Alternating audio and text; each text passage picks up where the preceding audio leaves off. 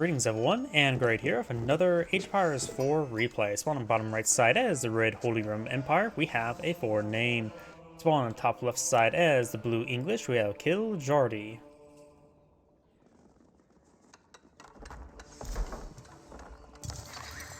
Do now have a scout deployed on out, as well as a mining camp.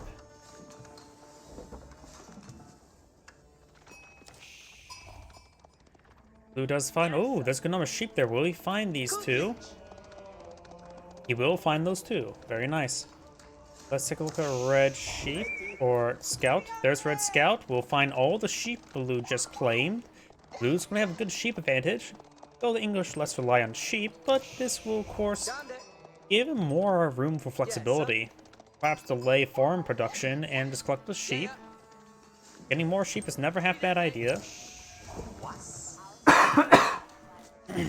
When it comes to map generation, red's deer deposits spawn pretty far over here with a bit of small and large gold deposits, so it's a good safe expansion direction. And maybe not too safe, it's a little bit forward, but it is adequate expansion direction. Has boar next to the trade post. The English player's deer spawned way over there. There's a good chance that the English player will not even touch the deer, nor probably even touch the berries.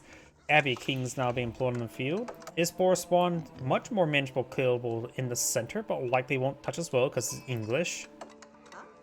His small gold deposits here, small, small, small, and large. So all his gold spawn up and rightwards, north rightwards. Aachen Chapel being employed out over here, next to the wood deposit, not next to the stone. He is getting quite a bit of stone here. Leading me to suggest that he is going for a secondary town center, and this Aachen Chapel placement will allow him to collect the stone faster. And he does pull in the back line, which means less radius there for farms. Maybe better to go right there to get wood and food, but also be a bit more exposed to longbowmen, which he does have to be concerned about English longbowmen. Both players can have access to feudal age man-at-arms, in which the Holy Empire ones and Feudal Age are slightly better since they can get research with marching drills to get more movement speed. Very useful hunting down longbowmen as well. While the English, who also appears to be going for a secondary town center, in Castle Age, English of course can get +2/+2 armor. Very useful. However, the Holy Empire man-at-arms are the best man-at-arms in the entire game, in my opinion. Man-at-arms in particular, not necessarily counting like unique variants, because I'm not really comparing Samurai to the Holy Roman Empire Man-at-Arms. Because Holy Roman Empire Man-at-Arms can get a +2 damage, will counter out the armor-clad of the English Man-at-Arms, and then get a +6 bonus damage with the heavy weapons. Oops, sorry, I sort of missed that a little bit. The king moving around, does take some arrow hits there. The king hits relatively slow, and does have a bit extra health, but has a little bit less armor, so defensive arrows do some decent damage for the king. And wait, English players actually gonna get boar. What a rare sight indeed.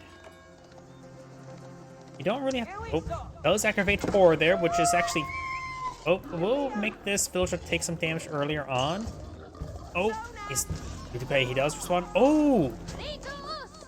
Wait, what's the damage?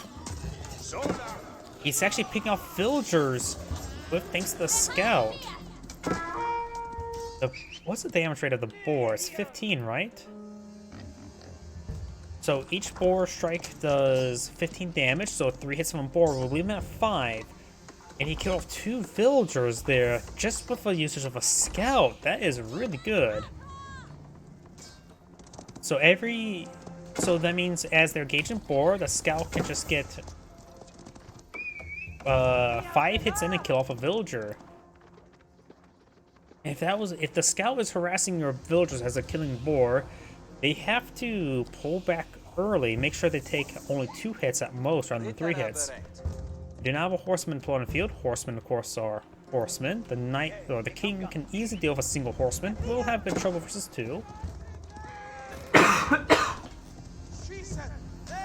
If you compare the horseman to the scout, or not scout, third villager goes down there. Red is making good gains.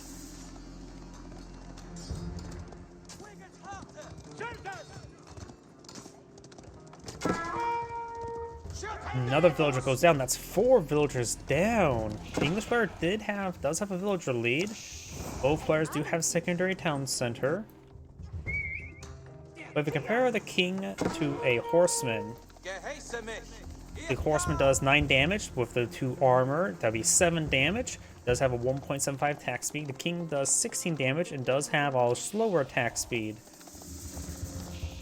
If you were to have 2 horsemen fight the king, their damage output will be higher since they do have higher attack speed. And they would, of course, have more greater health. The king does also have the charge and, of course, the healing capabilities. The movement speed is, of course, similar to other heavy cav. Horsemen do move faster. And taking time to build an outpost here, so you'll be tasked 5 villagers to collect the boar.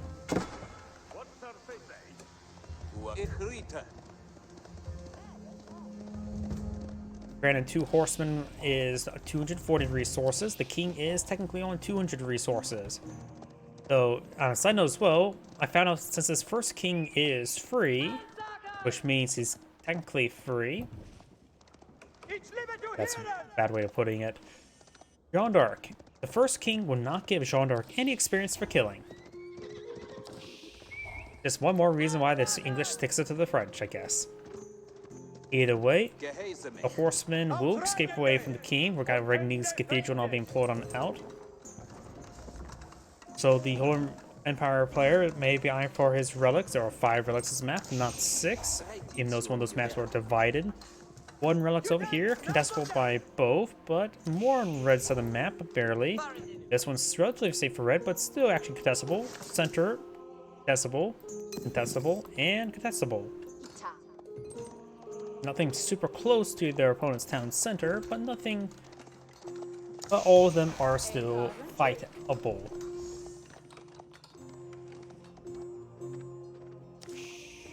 Regni's Cathedral is almost complete. The English player needs a little bit more gold to age on up.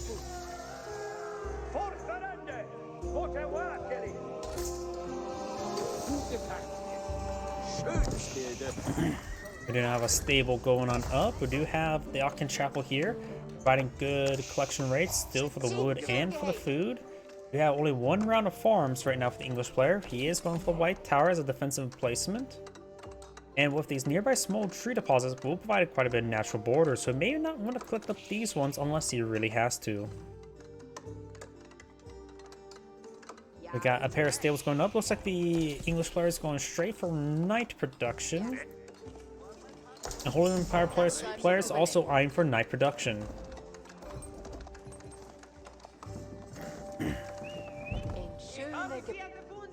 Boar still being collected up. We do have survival techniques researched by the English player.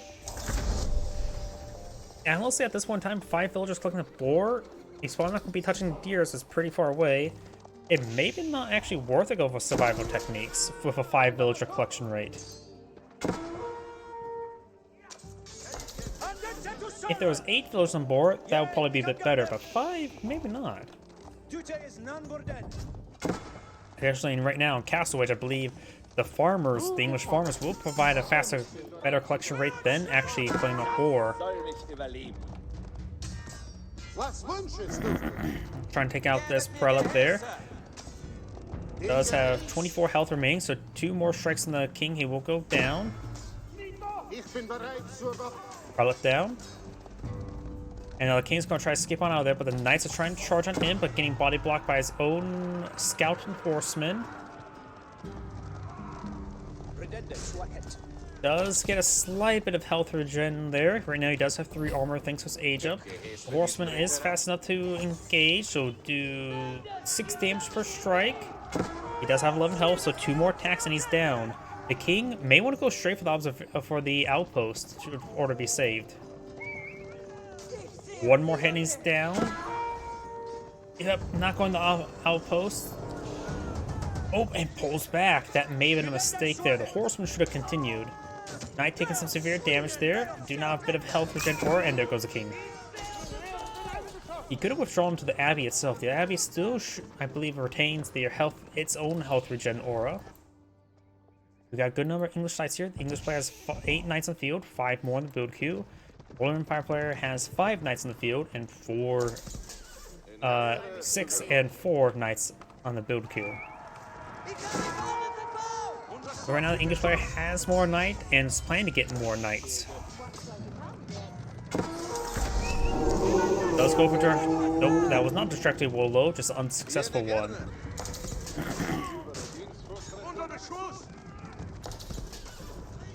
Knights and horsemen or scout trying to fall back. Those lose that knight there. It was this relic being denied. We got a good number of knights here. The king's not being replaced. It may be a good idea to replace the king since he does offer a bit of health regen aura. The French can make usage of chivalry quite well. The king is basically a slightly improved version of chivalry, providing 2 health regen per second rather than just 1. Green, or no green, blue and red is starting to engage. Red does have an army of 8 knights here. Blue's knights are much more less numerous. You can bring back these knights to the abbey to get them a good health regen aura.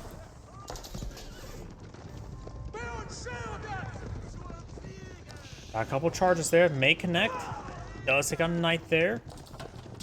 Even though blue had more knights in the field, he's not playing a good knight game. And these knights just need to fall back to the abbey. The abbey does provide out of combat 6 health regen. Okay, that's actually quite significant. How much does a monk actually heal up per second? I actually don't know the exact number. That's gotta be pretty close to that. Trying to find a prelate or monk. There is a blue monk on the field somewhere. We just picked up relic number 4. Doesn't say what the exact health regen rate is.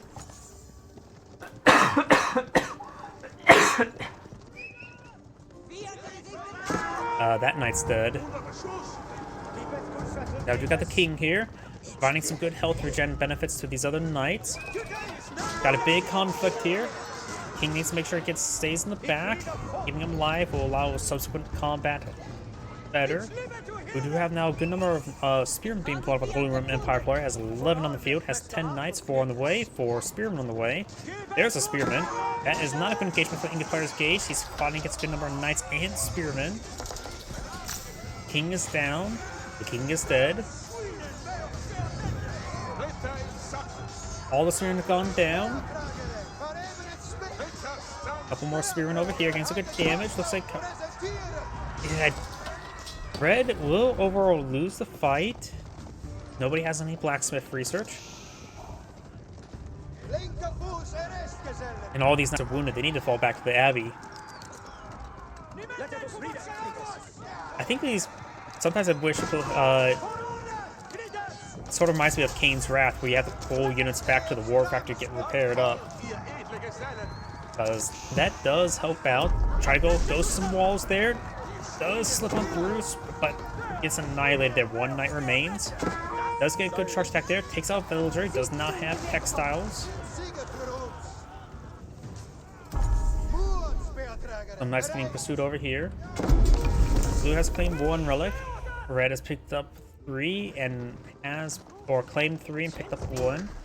No relic inside this outpost. Probably gonna see a relic inside the outpost and keep. Yep, there's 1.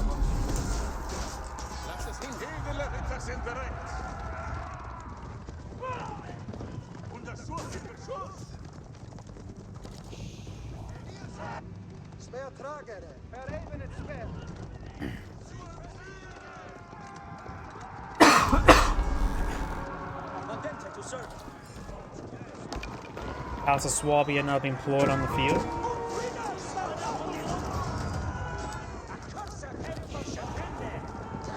The English players are very far from aging up. Right now, Red has so far done more damage to Blue than Blue's done to Red.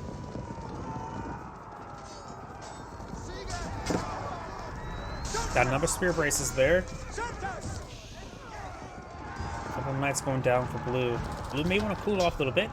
And now it looks like Holy Roman Empire players going to be transition to some mana arms. Getting the heavy weapons, 2-handed weapons. Probably has marching drill research, though may not even have blacksmith research, so maybe not. Or not research, blacksmith research. Blacksmith build. Yeah, I actually don't see a single blacksmith on the field. Does throw the relic inside the keep rather than the outpost. It says 106 gold per minute. That's probably going to decay since the relic's no longer in there. Keep there to claim some stone to get more keeps out. Right, it does have a good number of gold collection here.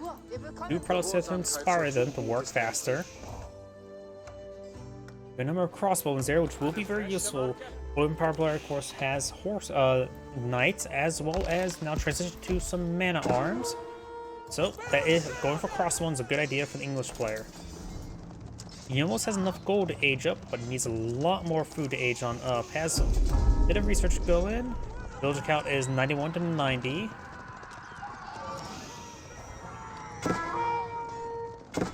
Right now it's 91 to 90. Red's Knights now engaging, went a little bit too far forward.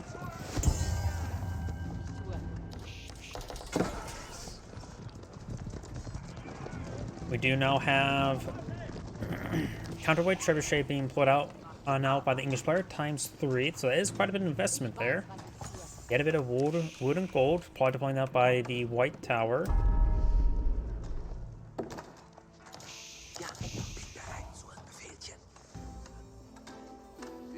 Looks like we do have a prelate in this region, which may be important to heal up the knights as well as inspire the villagers.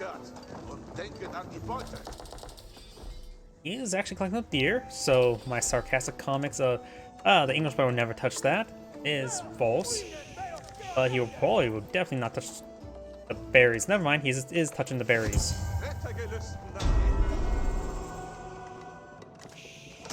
Trebuchet is now engaged in the keep, or the outpost. Outpost down.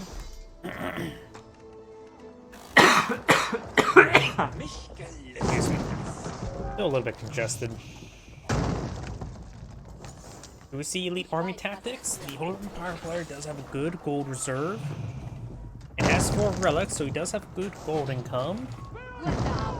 Let's do a comparison of amount of gold for a relic compared to enclosures. Effectively, the Holy Empire player has 7 or more relics worth of gold. Each relic provides... No, let's not worry about tithe barn, just fully soaked on gold at the moment. Each relic provides, what, 160? Yep, 160. So, 7... Or no, that's total. So that's 80 times 7, which is, so 8 times 7. Not a good idea to do math on stream. Was that 56? Yeah, it's never a good idea to do math on stream. No, that's 4. That's 48. No, that's 8. It's 6 times 8. So yeah, 56. Good number of man arms here engaging. They do, of course, have blunt twitching, so they will do bonus damage to the knights, but there's a good number of crossbows to do some good bonus damage to them. The English players going to be fighting on Castle Age versus Red.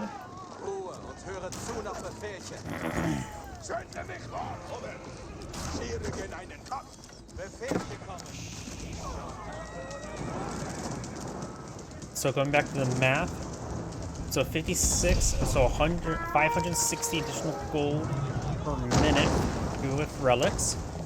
If we divide that by 12, then we can compare that to number of villagers on enclosures versus number of relics that the Holy Roman Empire player has.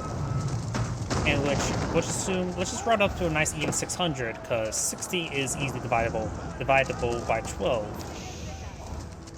So that would be what? no, 50 villagers on food. Is that right? But then again, of course, minus 6 additional 40. So let's just remove 4. Let's just assume 40. Let's just say 45. So 45 villagers worth of enclosure food, which is actually a sizable amount. So, and right now it's at 43.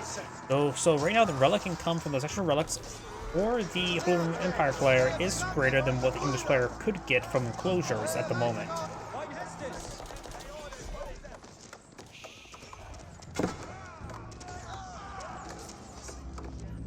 both players can play the long game quite well, to say the least. Keep now receiving some damage. Could use emergency repairs to get it repaired on up. Probably a good idea to do it now. He would receive a full repair. There it goes. And so have to be careful of the trebuchets knocking down the interim. We've got now villagers engaging as well. Nope, they're not repairing.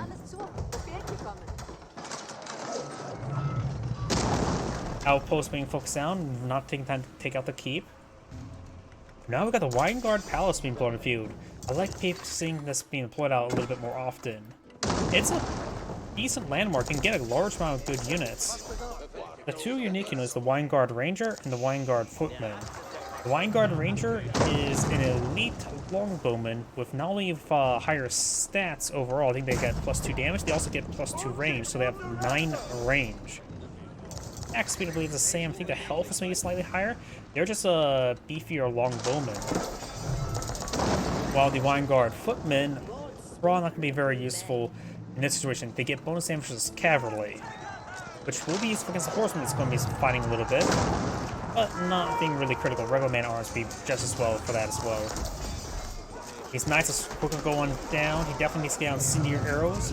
Crossbowmen will be very, very useful. Wine Guard Rangers, a small core of them could be very handy. Not to mention the Wine Guard Army can get them out some basically free trebuchets, which comes with free spearmen. They either can view it as one a trebuchet and get a free pair of crossbowmen and spearmen, or you get a pair of spearmen and crossbowmen for getting a free trebuchet along with it. Either way, the Wine Guard Arm is pretty good. I did not realize there's a whole bunch of man-at-arms up here. The secondary town centers may receive some damage. Enclosures, network citadels in the one field. Knights engaging. This initial town central capital is not taking additional hits. He may want to get a whole bunch of villagers inside of it.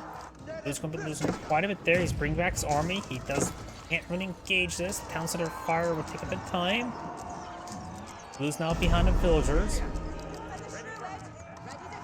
And we do actually see the Wine Guard Footman, Wind Guard Footman.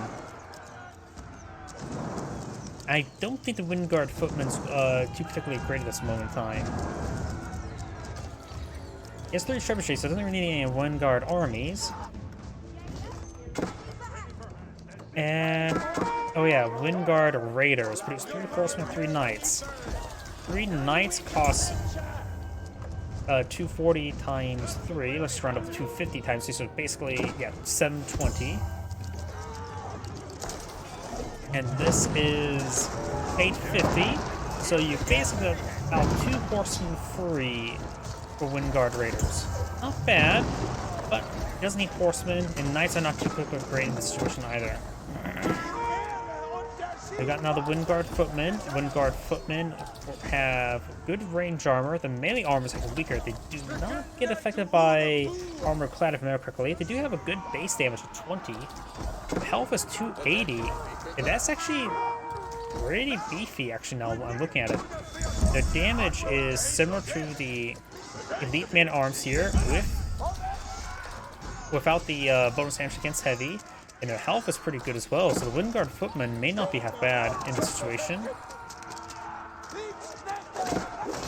Crossman's going down there. Going for more footmen.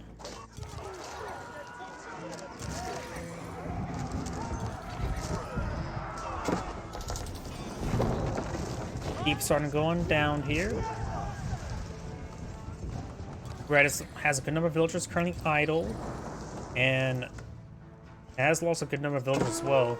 I'm just trying to go for more crossbows.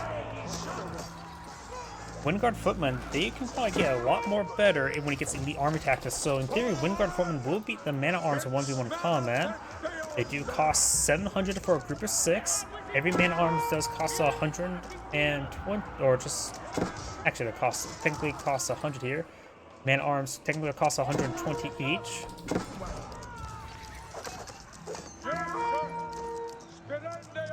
His man-at-arms slowly going down. He has actually not a whole lot of range armor, so not taking a lot.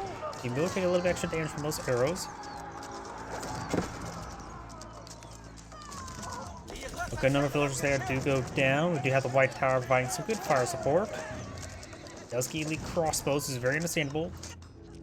That's going to be mass man-at-arms versus mass man-at-arms. More Wind Guard footmen being pulled in the field. And like I said, they do cost 700.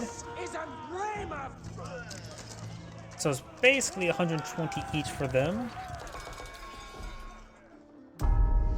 So yeah, they're actually statistically cost-effective versus the elite man-at-arms. Even the Holy Empire ones, though but they do require elite army tactics right now, which they don't have. Some of these villagers starting going down. Right now, blue's just getting ripped apart in multiple directions. And these Windguard footmen, they do have +5 versus cavalry, so they're actually doing some great damage versus these horsemen.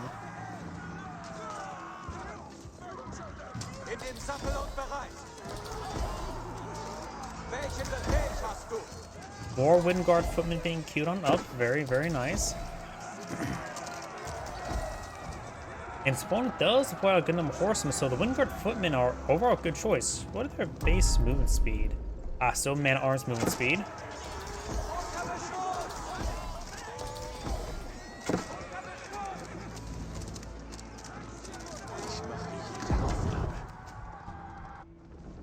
We got a good number of men-at-arms moving around.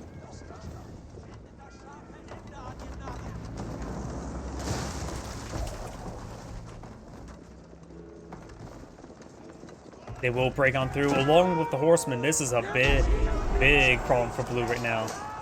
He's been having so many villages raided. At this point in time, he may need to get out of the tertiary town center. His opponent does have the Pulse of Swabia. And with 2 town centers, he has 5 villager queues effectively versus opponent's just 2. And he is getting hurt. He's going for some of his blacksmith research, so is red. No elite army tactics just yet, which make his Windguard footmen superior. But as right now, the elite man-at-arms, the bonus damage against heavy, do quite well with the Windguard footmen. Oh wait, the Windguard footman does have a slower attack speed than man-at-arms. That is something important to note.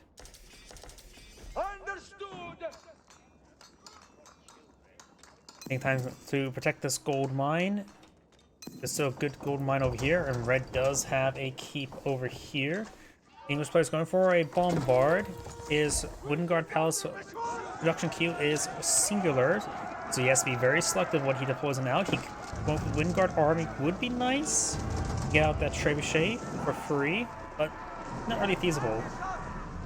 If you think about it, a trebuchet costs what? 450 resources? I forget exactly. 550 resources. The Windguard army, which comes with a trebuchet along with 2 spearmen and crossbowmen, only costs 400. Though you can see here the time it takes to deploy it is quite significant.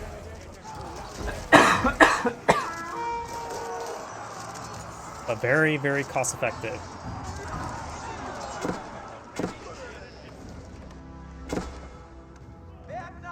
Crossbows gain some damage on these villagers. And more of blue's villagers going down. Windguard footmen do cost more in gold than food, so it's not an easy as over mass farms. It's not a good ratio for farms and enclosures.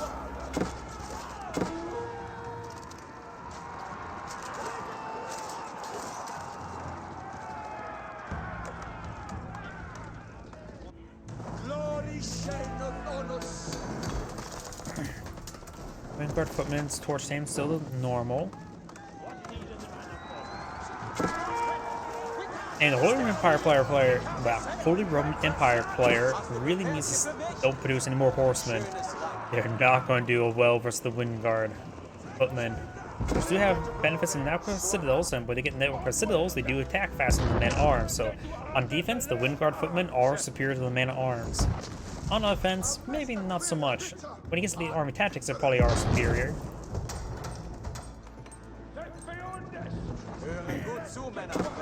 Oops. We got a massive amount of siege here. 5 Maganos. That will rip apart even the frontline infantry. Bombard engaging. Do have now a couple villagers collecting gold. They will perhaps steal 1,000. We got the Windguard footmen and crossbows now engaging Red's backline. Windguard footmen do have good range armor. Same as regular man-at-arms. Their melee armor is a little bit weaker than standard man-at-arms. And these horsemen are getting annihilated.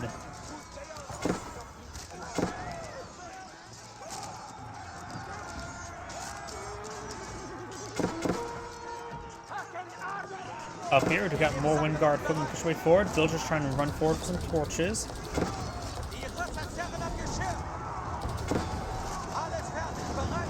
One Maginot does go down. Windguard footman takes out another. Villagers will take out the third.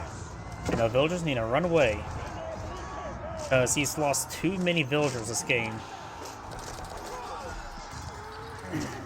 Overall, I do like the English composition better. The problem is, he is still very behind on villager count, though he has started evening out a little bit. I've got these forces starting to be engaged as well.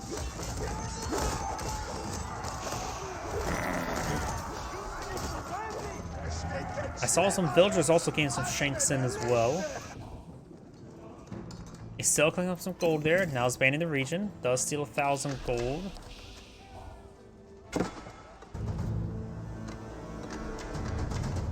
Got some stone walls protecting his flanks. Very nice.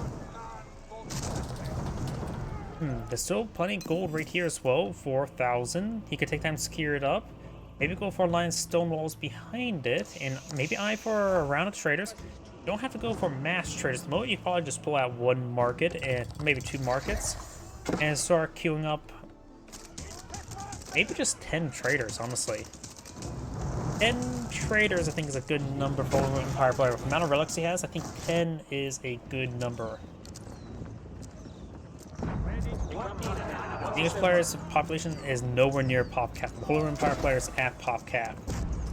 This is the big problem right now for the English player. His economy is shot, and not with muskets. More of these villagers getting hit there, unable to build walls, protect himself. Does get a keep back here. Does get a bombard place. There's more of his villagers starting going down.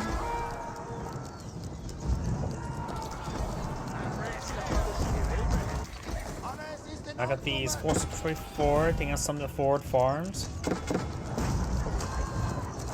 More of Blue's villagers starting going down as well.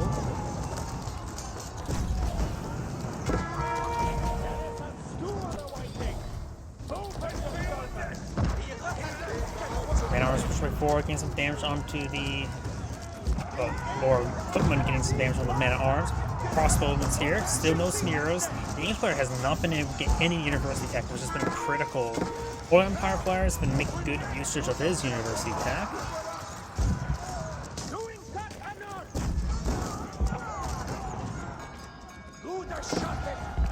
Both English and Holy Empire player, both English and Holy Empire does have access to good defensive options. We got a good number of farms over here, but exposed. There's literally nothing in front of them. He just has to rely on concealment to stay alive there, in which Red is going to try to find some outposts in this region. Horsemen quickly go down, and the rest, and these footmen will go down to the man-at-arms. I love the use of the footmen. You just don't see them. And I think his plan against the Holy Empire player was to go for a good number of footmen because they are. Because the more I look at them, the more statistically they are better than even the Holy Empire footmen or man-at-arms. And Blue does back the game. His economy is just too much shot. This is Angrade saying, thank you for watching, and on to the next replay.